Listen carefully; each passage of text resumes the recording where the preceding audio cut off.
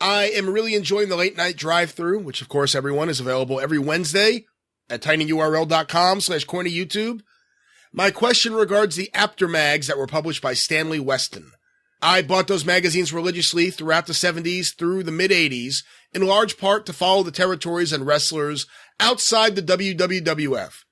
Usually every issue of PWI, Inside Wrestling, and The Wrestler had those fake attributed quotes and scenarios of a particular wrestler, usually for a story on that wrestler's current angle or feud in that territory. Apter mentioned he got heat from Kevin Sullivan when he once attributed a quote to him that said, quote, "The devil made me do it," when Sullivan was specifically avoiding connecting devil worship to his gimmick. My question to Jim is, did wrestlers get mad when the Apter mags and writers took creative license with these fake quotes? Were wrestlers eager to work with them to create publicity for their careers? And did promotions see them as a PR asset, a pain in the ass, or somewhere in between?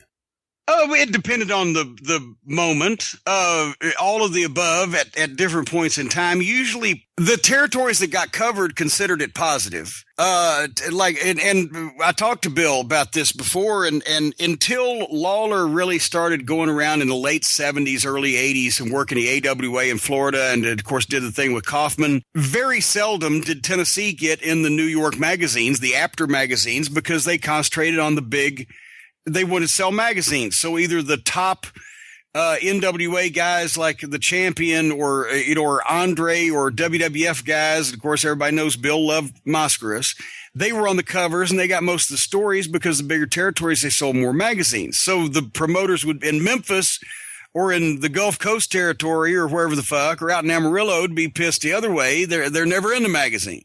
The guys individually, anytime that they heard that there was a photographer from the magazines out there, well, they wanted to look good, they wanted to do extra stuff, or, most of them. Some of them didn't give a fuck. I can see, except if it maybe was a Japanese magazine, I can see somebody like Dick Murdoch go, I don't care, But for the most part, the guys wanted to be in the magazines and they would cooperate and take pictures and pose for pictures and stuff. And I'm sure Bill's book would have, it's a fine book. It uses its left and right turn indicators every time it does appearance at a bookstore. Is Pro Wrestling Fixed? I didn't know it was broken. It details how he's gotten a little heat in the past, but most of the guys I don't think cared. As long as they were in the magazine, I don't think they cared what they said.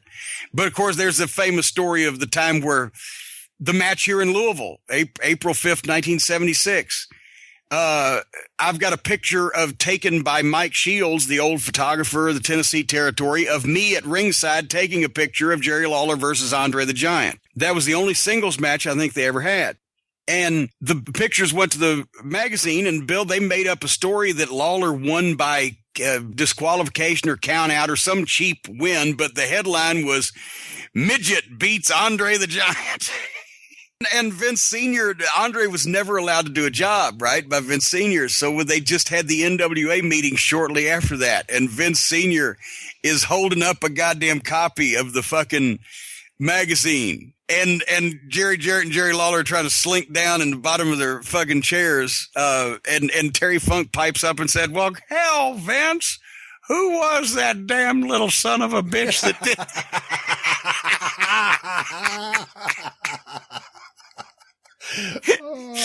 Anyway, so sometimes it backfired.